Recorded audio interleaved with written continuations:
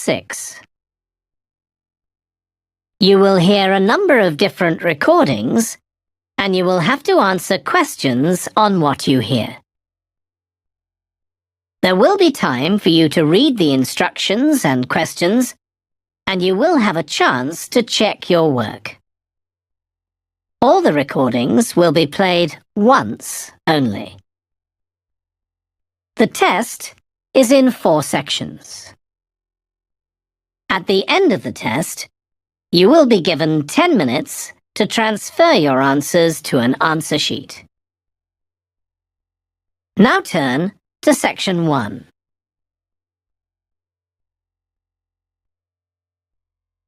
Section 1.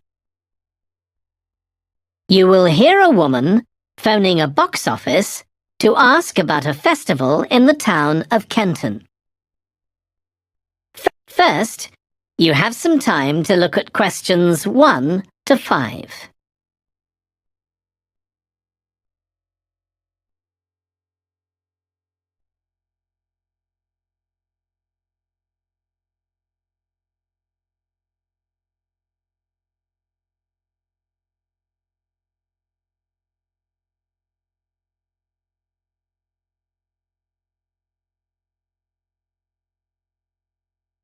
You will see that there is an example that has been done for you. On this occasion only, the conversation relating to this will be played first. Good morning, Kenton Festival Box Office. How can I help you? Oh, good morning. I'm coming to Kenton for a few days holiday next month, and a friend told me there's a festival. She gave me this number to find out about it. That's right. The festival begins on the 16th of May and goes on till the 19th. Oh, that's great. I'll be there from the 15th till the 19th. The festival starts on the 16th of May, so 16th has been written in the space. Now we shall begin. You should answer the questions as you listen, because you will not hear the recording a second time. Listen carefully and answer questions 1 to 5. Good morning, Kenton Festival Box Office. How can I help you? Oh, good morning. I'm coming to Kenton for a few days holiday next month, and a friend told me there's a festival. She gave me this number to find out about it. That's right. The festival begins on the 16th of May and goes on till the 19th. Oh, that's great. I'll be there from the 15th till the 19th. So, could you tell me the programme, please? Well, on the first day, there's the opening ceremony in the town centre. People start gathering around 2 o'clock to get a good place to see from. And the events will start at 2:45 and finish about 5:30. OK, thanks. I'll make sure I get there early to get a good spot. The festival will be officially opened by the mayor. He'll just speak for a few minutes, welcoming everyone to the festival. All the town councillors will be there, and, of course, lots of other people. Right. Then there'll be a performance by a band. Most years we have a children's choir, but this year the local army cadets offered to perform, and they're very good. Uh-huh. After that, a community group from the town will perform a play they've written themselves, just a short one. It's about Helen Tungate. I don't know if you've heard of her. I certainly have. She was a scientist years ago. That's right. She was born in Kenton exactly 100 years ago, so we're celebrating her centenary. I'm a biologist, so I've always been interested in her. I didn't realise she came from Kenton. Yes. Well, all that will take place in the afternoon, and later, as the sun sets, there'll be a firework display. You should go to the park to watch, as you'll get the best view from there. And the display takes place on the opposite side of the river. It's always one of the most popular events in the festival. Sounds great. Before you hear the rest of the conversation, you have some time to look at questions 6 to 10.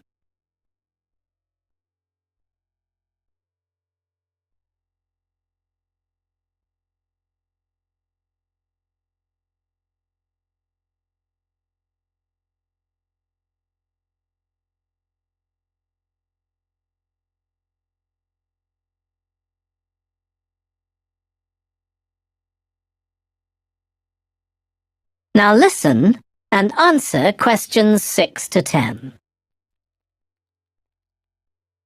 And what's happening on the other days? There are several events that go on the whole time. For example, the students of the art college have produced a number of videos, all connected with relationships between children and their grandparents. That sounds interesting. It makes a change from children and parents, doesn't it? Exactly. Because the art college is in use for classes throughout the festival, the videos are being shown in Handsworth House. How do you spell the name? Handsworth. Handsworth House. It's close to the town hall. Right. Now, let me see, what else can I tell you about? Are there any displays of ballet dancing? I'm particularly interested in that, as I do it as a hobby. There isn't any ballet, I'm afraid, but there'll be a demonstration of traditional dances from all round the country. Oh, that'd be nice. Where's that being held? It's in the market in the town centre. The outdoor one, not the covered market. And it's on at 2 and 5 every afternoon of the festival, apart from the first day. Lovely. I'm interested in all kinds of dancing, so I'm sure I'll enjoy that. I'm sure you will. And I'd really like to go to some concerts, if there are any. Yes, there are several. 3 performed by professionals and 1 by local children. And where is it being held? It's in the library, which is in Park Street. On the 18th at 6:30 in the evening. I presume I'll need tickets for that. Yes, you can book online, or you can buy them when you arrive in Kenton, either at the festival box office or from any shops displaying our logo in the windows. Well, I think that'll keep me busy for the whole of my stay in Kenton. Thank you so much for all your help. You're welcome. I hope you enjoy your stay. Thank you. Goodbye. That is the end of section 1. You now have half a minute to check your answers.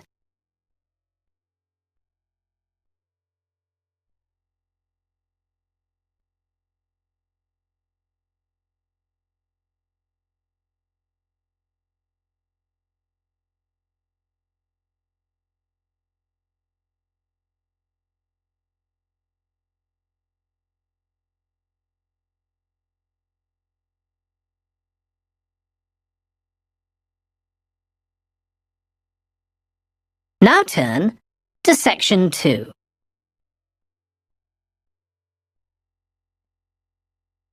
Lesson 2. You will hear a man talking to a group of people about a tour of theatres in the city of Munich in Germany that he has arranged for them. First, you have some time to look at questions 11 to 15.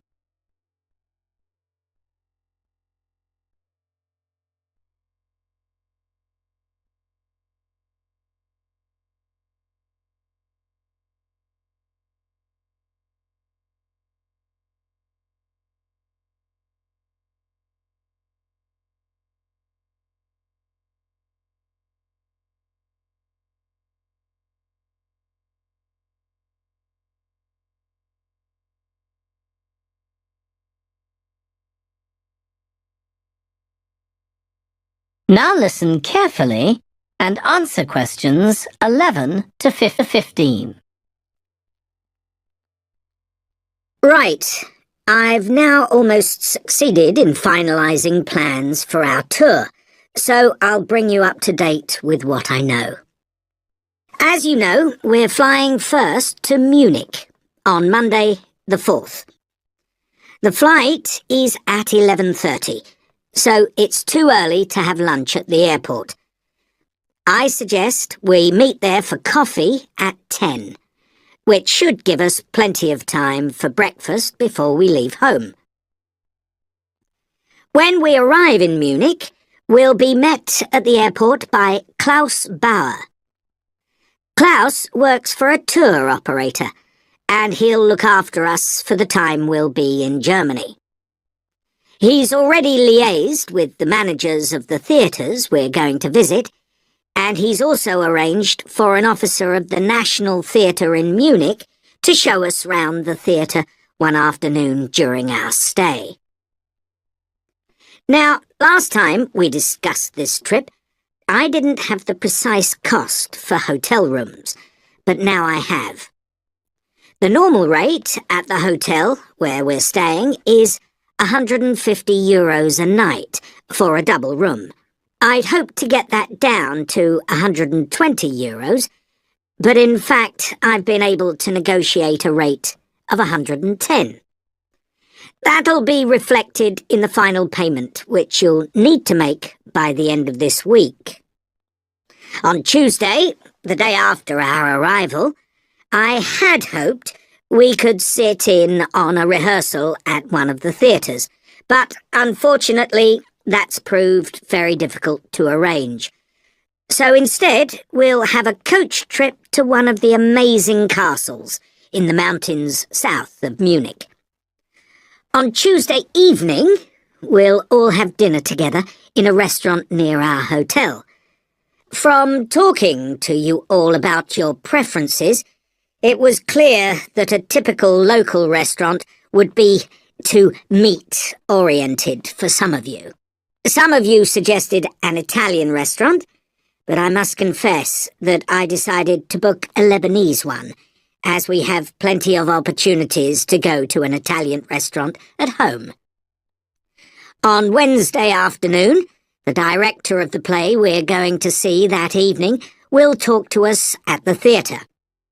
She'll describe the whole process of producing a play, including how she chose the actors, and, as the play we're going to see is a modern one, how she worked with the playwright. Before you hear the rest of the talk, you have some time to look at questions 16 to 20.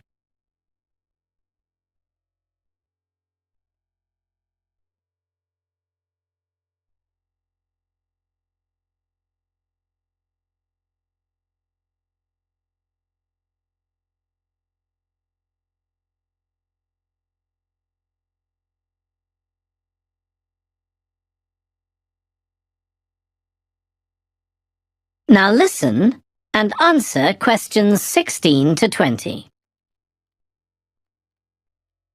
Right.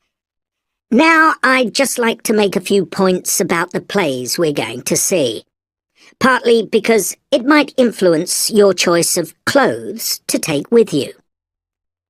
The play we're seeing on Wednesday evening is a modern one, and we're going to the premiere, so it'll be quite a dressy occasion, though of course you don't have to dress formally. I gather it's rather a multimedia production, with amazing lighting effects and a soundtrack of electronic music, though unfortunately the playwright is ill and is unlikely to be able to attend. On Thursday, we're seeing a play that was first performed last year, when it was commissioned to mark 100 years since the birth in the town of a well-known scientist. We're going to see a revival of that production, which aroused a lot of interest. Friday's play will really make you think hard about what clothes to pack, as it'll be in the garden of a palace. It's a beautiful setting, but I'd better warn you, there won't be much protection from the wind. On Saturday, we're going by coach to a theatre in another town, not far from Munich. This will be the opening of a drama festival, and the mayor and all the other dignitaries of the town will be attending.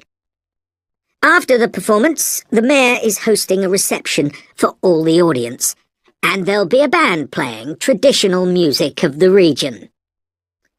And after having a day off on Sunday, our final play is on Monday, and it's in the stunning setting of the old town hall, which dates back to the 14th century. The performance marks the 50 years that the lead actor has been on stage, and the play is the one where he made his first professional appearance all those years ago. And the day after that, we'll be flying back home. Now, have you got any questions before I move? That is the end of section 2. You now have half a minute to check your answers.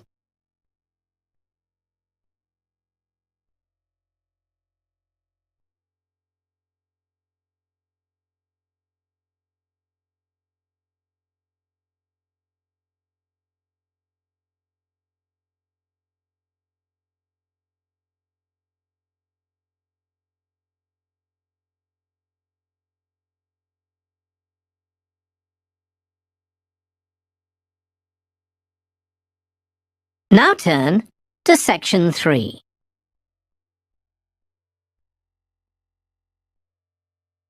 Lesson 3.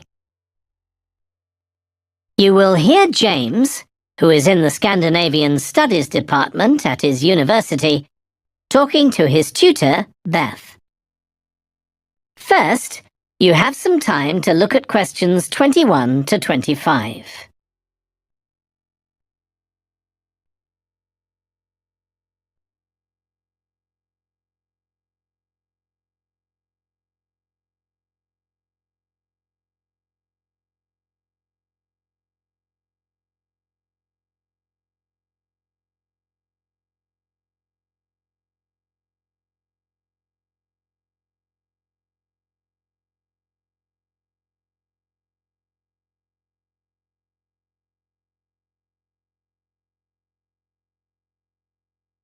Now listen carefully and answer questions 21 to 25.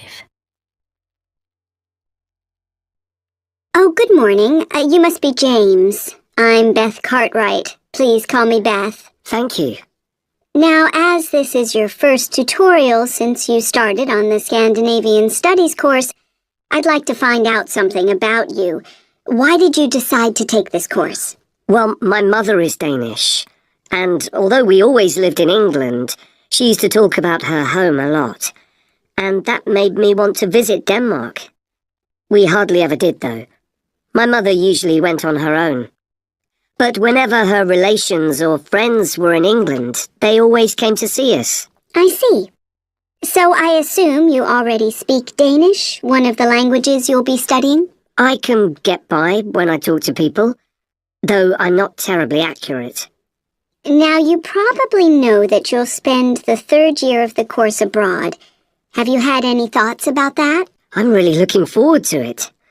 And although Denmark seems the obvious place to go because of my family connections, I'd love to spend the time in Iceland. Oh, I'm sure it can be arranged. Do you have any plans for when you graduate? A lot of students go on to take a master's degree. I think the 4 years of the undergraduate course will be enough for me. I'm interested in journalism, and I quite like the idea of moving to Scandinavia and writing for magazines. I'd find that more creative than translating, which I suppose most graduates do. Okay.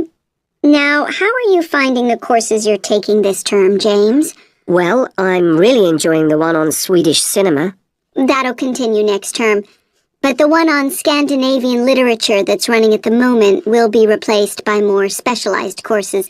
Oh, and by the way, if you're interested in watching Danish television programs, there's going to be a course on that the term after next. That sounds good. Have you started thinking about the literature paper that you have to write in the next few weeks? Yes, my first choice would be to do something on the Icelandic sagas. The trouble with that is that a lot of people choose that topic, and it can be difficult to get hold of the books you'll need. Why not leave that for another time? Right. You might find modern novels or 19th century playwrights interesting. I've read or seen several plays in translation, so that would be a good idea. Fine. I'll put you down for that topic. Right, so what would you advise me to aim at in the paper? First, I suggest you avoid taking one writer and going into a great deal of detail. That approach certainly has its place, but I think you first need to get an understanding of the literature in the context of the society in which it was produced, who it was written for, how it was published, and so on. I also think that's more fruitful than placing it within the history of the genre. Okay, that sounds reasonable. Before you hear the rest of the discussion, you have some time to look at questions 26 to 30.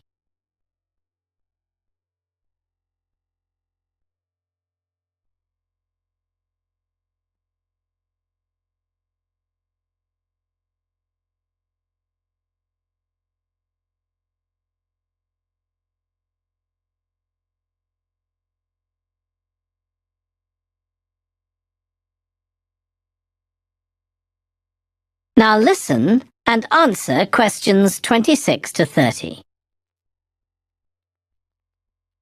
Could I ask for some advice about writing the paper I'm working on about the Vikings? I have to do that this week, and I'm a bit stuck. Of course. Have you decided yet what to write about? No, I haven't. There's so much that seems interesting. Viking settlement in other countries, trade, mythology. Well, what I suggest is that you read an assignment a student wrote last year, which is kept in the library. It's short and well-focused, and I'm sure you'll find it helpful. I'll give you the details in a moment. Textbooks usually cover so many topics, it can be very difficult to choose just one. Okay. I've got a DVD of the film about the Vikings that came out earlier this year. Should I watch that again? If it's the one I am thinking of, I'd ignore it. It's more fantasy than reality. But I've got a recording of a documentary that you should watch. It makes some interesting and provocative points, which I think will help you to focus your topic. Right. So then, should I work out an outline? Yes, just headings for different sections at this stage. And then you should start looking for suitable articles and books to draw on, and take notes which you organize according to those headings. I see. Then put short phrases and sentences as bullet points under each heading. Make sure that this skeleton makes sense and flows properly before writing up the paper in full. Okay. Thanks. That's very helpful. That is the end of section 3. You now have half a minute to check your answers.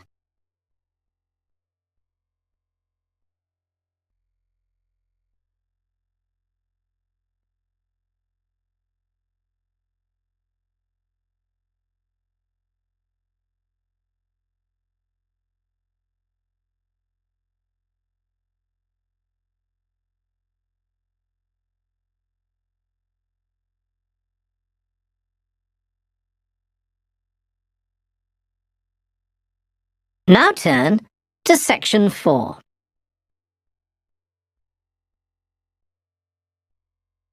Section 4. You will hear part of a lecture about conflict at work, given by a business studies lecturer. First, you have some time to look at questions 31 to 40.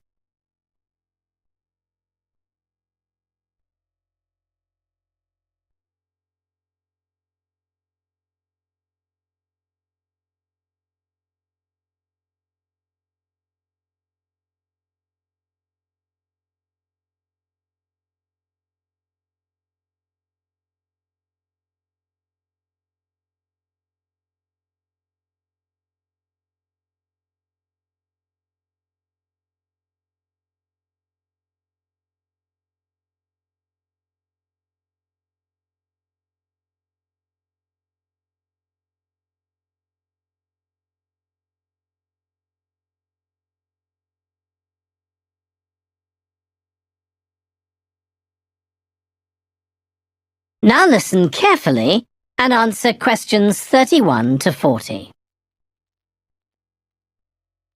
Over the years, attitudes towards workers have changed considerably.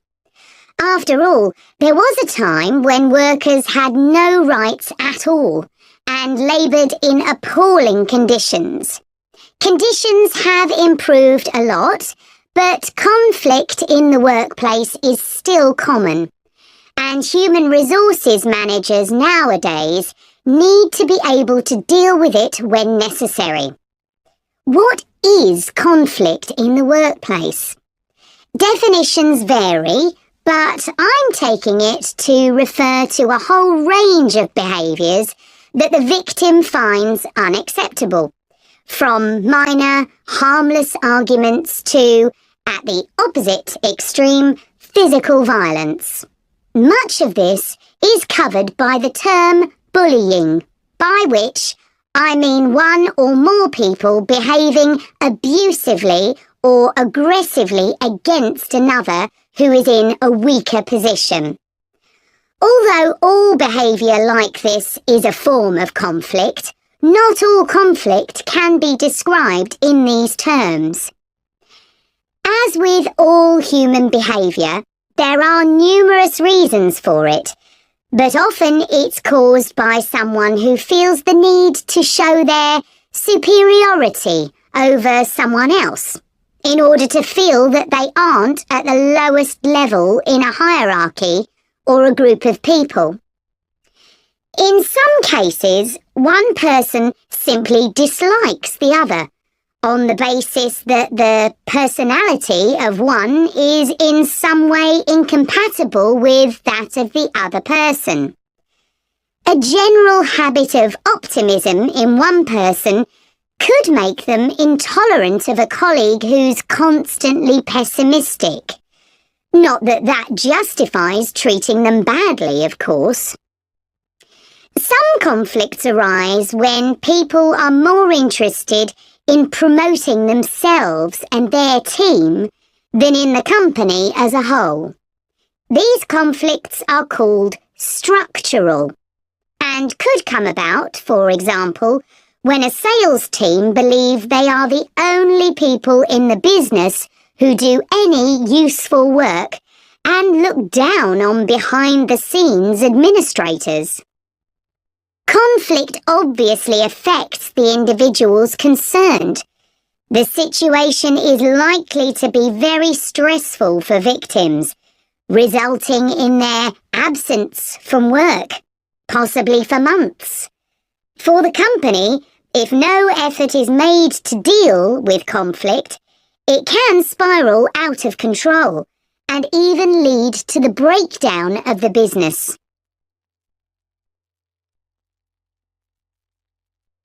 Some interesting work with chief executives, CEOs, has uncovered some of the reasons why they may treat colleagues badly.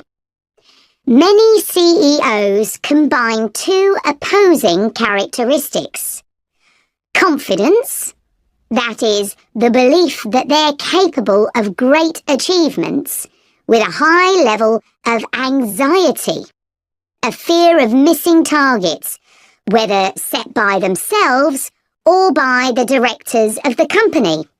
This combination can make them respond badly to anyone who questions their decisions. In a high-pressure work environment, such characteristics become problematic, and it's particularly difficult to tackle the situation where colleagues, managers, and board members are all trying to achieve their own visions. When they can't agree on strategic issues and on where they see the business going, there are real problems. For managers at lower levels within the organisation, it might seem that an autocratic form of management, where the chief executive gives orders and everyone else has to obey, would see more conflict than others.